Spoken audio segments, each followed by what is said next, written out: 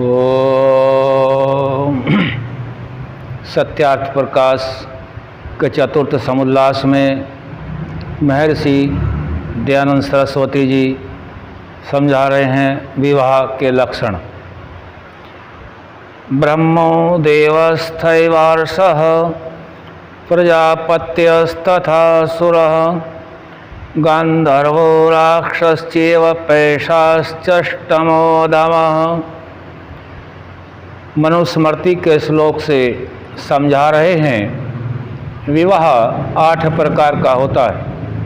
एक ब्रह्म, दूसरा दैव, तीसरा आर्ष, चौथा प्रजापत्य, पांचवा असुर, छठा गांधर्व, सातवां राक्षस, आठवां पैशाच।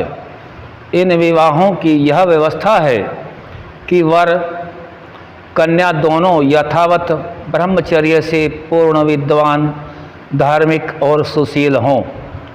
उनका परस्पर प्रसन्नता से विवाह होना ब्रह्म कहता है।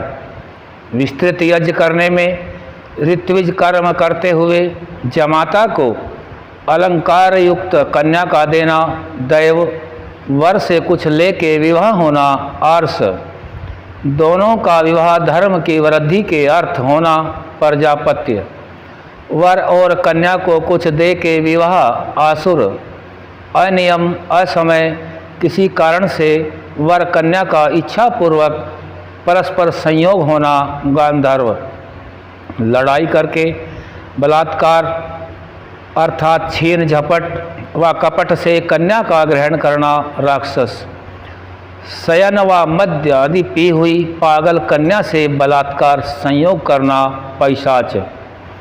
इन विवाहों में ब्रह्म विवाह सर्वोत्कृष्ट, दैव मध्यम, आर्ष असुर और गांधर्व निकृष्ट, राक्षस अधम और पैशाच महाभ्रष्ट है। इसलिए यही निश्चय रखना चाहिए कि कन्या और वर का विवाह के पूर्व एकांत में मेल न होना चाहिए, किंतु युवावस्था में स्त्री पुरुष का एकांतवास दूषणकारक है। परंतु जब कन्या व वर के विवाह का समय हो, अर्थात जब 1 वर्ष व 6 महीने ब्रह्मचर्य आश्रम और विद्या पूरी होने में शेष रहें, तब उन कन्या और कुमारों का प्रतिबिंब अर्थात जिसको फोटोग्राफ कहते हैं अथवा प्रतिकृति उतार के कन्याओं की अध्यापिकाओं के पास कुमारों की और कुमारों के अध्यापकों के पास कन्याओं की प्रतिकृति भेज देवें।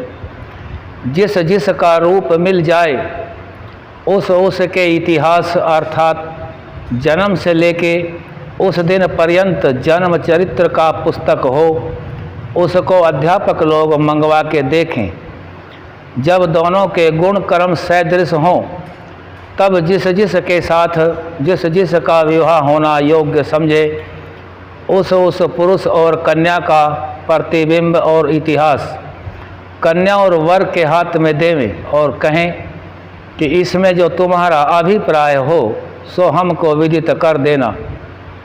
उन दोनों का निश्चय परस्पर विवाह करने का हो जाए, तब उन दोनों का समावर्तन एक ही समय में होवे।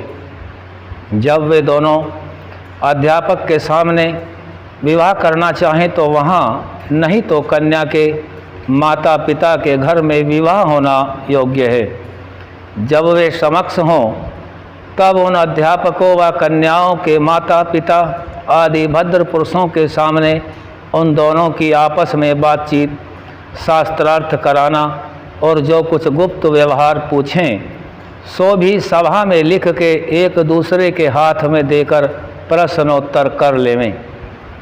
जब दोनों का दृढ़ विवाह प्रेम करने में हो जाए, जब दोनों का दृढ़ प्रेम विवाह करने में हो जाए, तब से उनके खान पान का उत्तम प्रबंध होना चाहिए, जिससे उनका शरीर जो पूर्व ब्रह्मचर्य और विद्या अध्ययन रूप तपश्चर्या और कष्ट से दुर्बल होता है, वह चंद्रमा की कला के समान बढ़ के थोड़े ही दिनों में पुष्ट हो जाए। यह विवाह का प्रकरण चतुर्थ समुल्लास से हम सभी के कल्याण के लिए स्वामी दयानंद ने दे रखा है। ओम सम।